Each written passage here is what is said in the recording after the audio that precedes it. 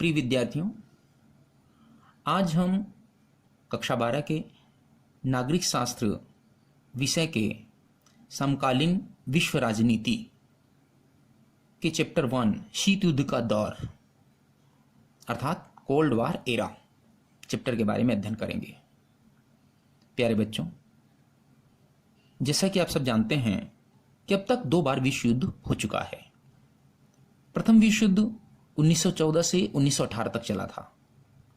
प्रथम विश्व युद्ध 1914 से 1918 तक चला था, जबकि दूसरा विश्व युद्ध 1939 से 1945 तक चला था। ये जो द्वितीय विश्व युद्ध के पश्चात 1945 के बाद का, यानी कि 1945 से 1991 तक का जो काल है, उसे ही शीत युद्ध का दौर कहा जाता है, जो कि इस चैप्टर का नाम भी है। अर्थात शीत युद्ध का दौर का मतलब है कि द्वितीय विश्व युद्ध के पश्चात अर्थात 1945 से 1991 तक के काल को शीत युद्ध का दौर कहा जाता है। अब इसे बात आती है कि शीत युद्ध का दौर क्यों कहते हैं। इस दौर में असल में शीत युद्ध चल रहा था 2 महाशक्तियों के बीच। एक अमेरिका के नेतृत्व में पूंजीवादी गुट था और दूसरा सोवियत संघ के नेतृत्व में साम्यवादी गुट था। इनके बीच शीत युद्ध चल रहा था, इसीलिए इस समय को शीत युद्ध का दौर कहा जाता है। अब ये शीत युद्ध का क्या मतलब है? शीत युद्ध शब्द को अगर हम देखें तो वास्तव में ये शीत और युद्ध 2 शब्दों से मिलकर बना है। युद्ध का मतलब तो आप सब जानते हैं, युद्ध का मतलब होता है जैसे लड़ाई झगड़ा करना, लेकिन इस शीत युद्ध में युद्ध के पहले शीत शब्द जुड़ा है। अब इस शीत युद्ध का क्या मतलब है? शीत युद्ध का असल में आशय यह है कि युद्ध की संभावना होना लेकिन युद्ध न होना। मतलब जब 2 या 2 से अधिक देशों के बीच में युद्ध की संभावना हो, उनमें आपस में तनाव हो, एक दूसरे को लेकर डर हो, मन में अविश्वास और आशंका हो, एक दूसरे से द्वेष की भावना हो, किंतु युद्ध न हो, इसे हम इस प्रकार परिभाषित कर सकते हैं।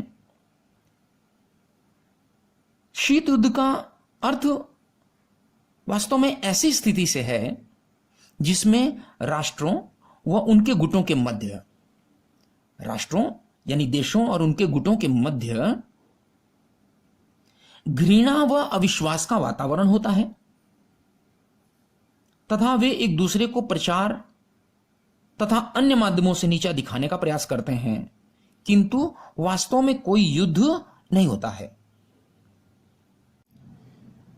साधारण शब्दों में हम कह सकते हैं कि 2 या 2 से अधिक देशों के बीच युद्ध की संभावना का होना किंतु युद्ध न होना ही शीत युद्ध कहलाता है।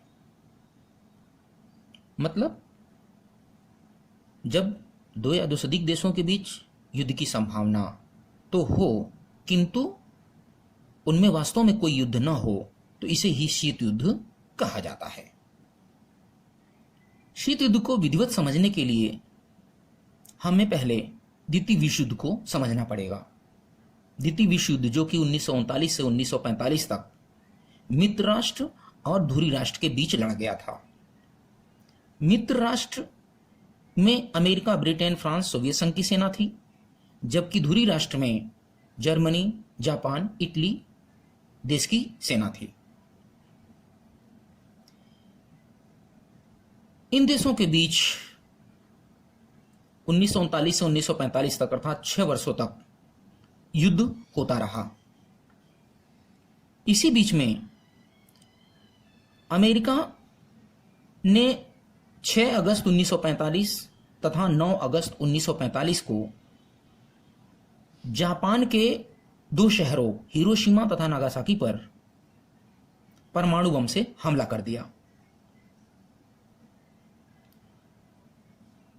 अमेरिका ने 6 अगस्त 1945 को हिरोशिमा पर लिटिल बॉय नाम का परमाणु बम गिराया था, जबकि 9 अगस्त 1945 को नागासाकी शहर पर फैट मैन नाम का परमाणु बम गिराया था। ये परमाणु बम 15 से 21 किलोटन क्षमता वाले थे। यद्यपि आज विभिन्न देशों के पास हजारों किलोटन क्षमता वाले परमाणु बम हैं। परमाणु बम बहुत खतरनाक होता है। जापान के दोनों शहरों पर जो परमाणु बम गिराया गया, उससे लाखों लोग मारे गए। पूरा विश्व समुदाय स्तब्ध रह गया। विश्व पटल पर अमेरिका के द्वारा की जाने वाली परमाणु बम की इस कार्रवाई की बहुत अधिक आलोचना हुई, क्योंकि जापान तो समर्पण करने वाला था। वह हार मान करके, अपनी हार स्वीकार करके समर्पण करने की स्थिति में आ गया था। उसके बाद भी अमेरिका द्वारा उस पर बम गिरा करके इतना नुकसान किया जाना कहीं न कहीं यह दिखाता था कि अमेरिका ने यह अत्यधिक बर्बरतापूर्ण कार्रवाई किया है। अमेरिका ने अपने बचाव में यह तर्क दिया कि वह चाहता था कि जल्दी दूसरा विश्व युद्ध समाप्त हो जाए और हमारे सहयोगी देशों का कम से कम नुकसान हो। इस प्रकार अमेरिका द्वारा की गई इस कार्रवाई से तमाम देश स्तब्ध रह गए। कहीं न कहीं अमेरिका पूरे विश्व पटल को यह एक संदेश देना चाहता था कि वह एक बहुत बड़ी शक्ति है। अमेरिका के साथ ही मिलकर के सोवियत संघ भी ध्रुवीय राष्ट्र के विरुद्ध युद्ध लड़ रहा था, किंतु अमेरिका द्वारा की गई इस कार्रवाई से सोवियत संघ को भी आघात पहुंचा। उसे लगा कि अमेरिका यद्यपि हमारे साथ था, लेकिन फिर भी उसने परमाणु बम के बारे में कोई जानकारी साझा नहीं किया। इससे सोवियत संघ को एक और भी खतरा महसूस होने लगा कि कहीं न कहीं अमेरिका विश्व में अपनी शक्ति बढ़ा करके अपना वर्चस्व स्थापित कर लेगा। दरअसल में अमेरिका तथा सोवियत संघ के बीच में विचारधाराओं की लड़ाई थी। अमेरिका पूंजीवादी विचारधारा का समर्थक था, जबकि सोवियत संघ साम्यवादी व्यवस्था का समर्थक था।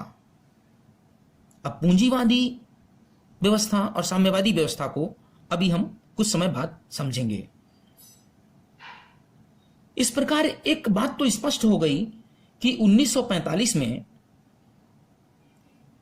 ये जब अमेरिका द्वारा परमाणु बम गिराया गया, उसके बाद दूसरा विश्व युद्ध समाप्त हो गया। लेकिन दूसरा विश्व युद्ध समाप्त तो हो गया, किंतु अमेरिका और सोवियत संघ के बीच आपस में अविश्वास का वातावरण उत्पन्न हो गया। एक दूसरे के प्रति द्वेष की भावना उत्पन्न हो गई और आपस में विचारों की लड़ाई, हथियारों की होड़, वर्चस्व की लड़ाई शुरू हो गई।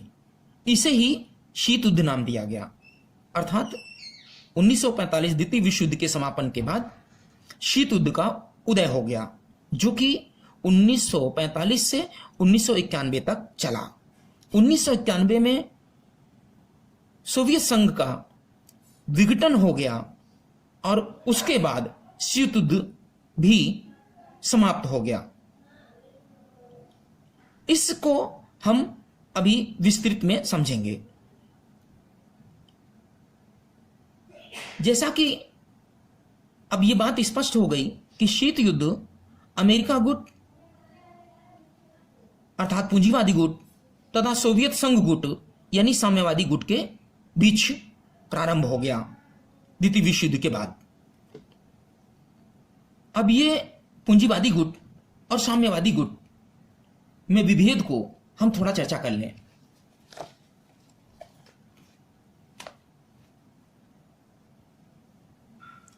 पूंजीवादी विचारधारा निजी संपत्ति को राज्य के नियंत्रण से मुक्त रखना चाहती है।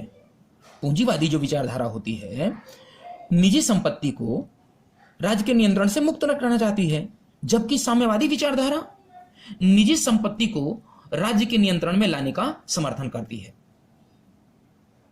मतलब कि साम्यवादी विचारधारा में इस बात का समर्थन किया जाता है कि जो निजी संपत्ति होती है किसी व्यापार या उद्योग के द्वारा, किसी व्यक्ति के द्वारा जो अर्जित संपत्ति है वो राज्य के नियंत्रण में होनी चाहिए, जबकि पूंजीवादी विचारधारा का इसके विपरीत मत है।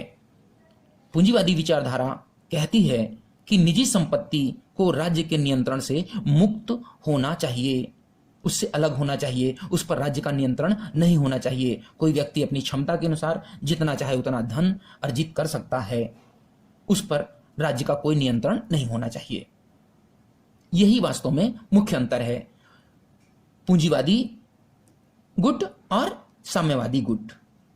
पूंजीवादी गुट असल में अमेरिका के नेतृत्व में पश्चिमी यूरोप के कई देश उसमें शामिल थे, जिन्हें पश्चिमी गुट भी कहा गया।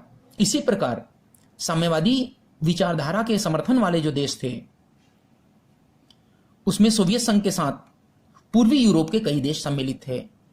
इन्हें इसीलिए पूर्वी गुट भी नाम दिया गया।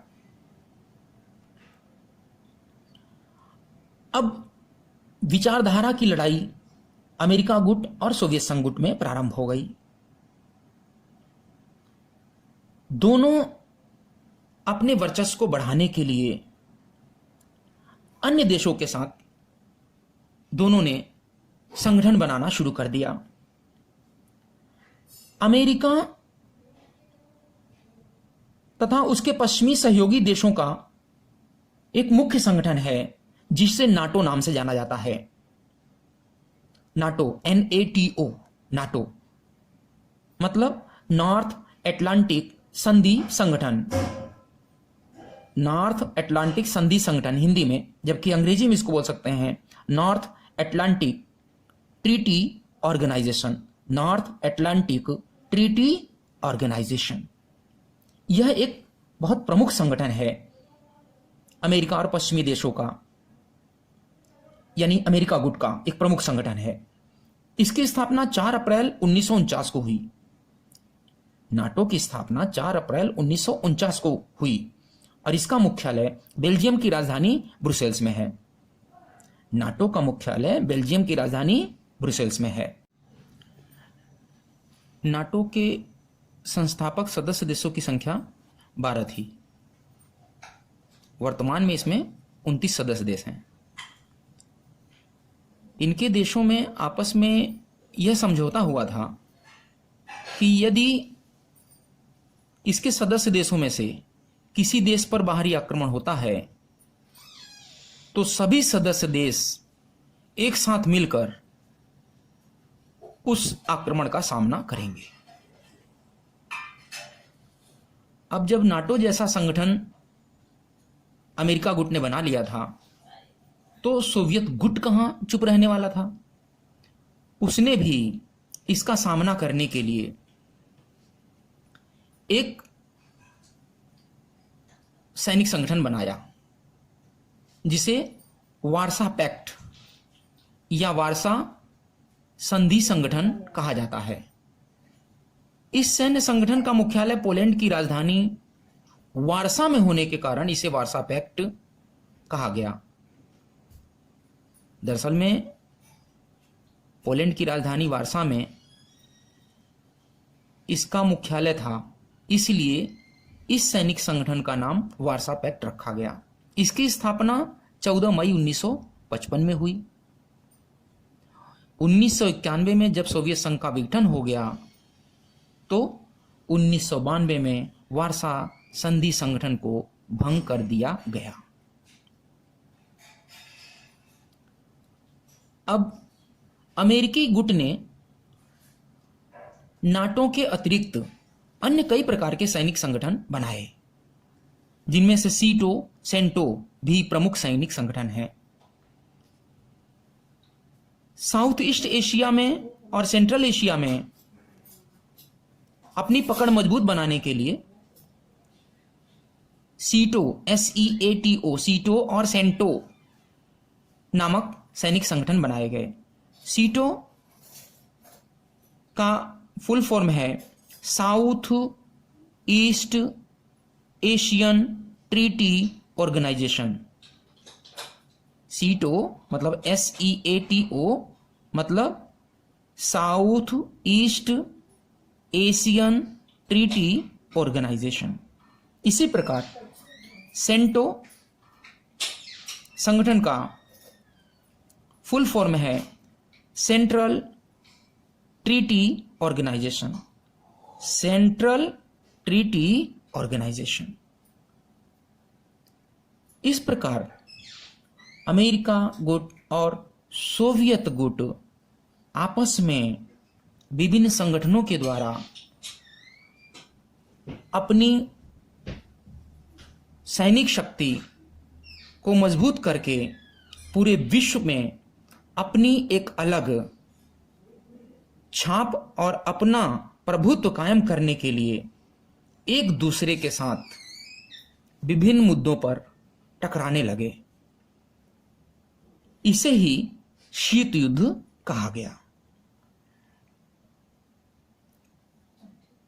दरअसल दोनों में आपस में इतना तनाव था कि पूरा विश्व ही लगभग दो भागों में बट गया। इसे द्विध्रुवीयता कहा गया, बाइपोलैरिटी। द्विध्रुवीयता मतलब ऐसी विश्व व्यवस्था जिसमें विश्व स्तर पर दो महाशक्तियों का अस्तित्व होता है। अब दो महाशक्तियों में एक अमेरिका गुट था, दूसरा सोवियत संघ गुट। अमेरिका के नेतृत्व में पश्चिमी यूरोप के कई देश थे जो कि पूंजीवादी व्यवस्था के समर्थक थे। इसी प्रकार सोवियत संघ के साथ पूर्वी यूरोप के कई देश थे जो साम्यवादी व्यवस्था के समर्थक थे। इस प्रकार बच्चों आज हम लोगों ने शीत युद्ध के बारे में समझा। शेष भाग के बारे में अध्ययन हम लोग अपने अगले वीडियो में करेंगे।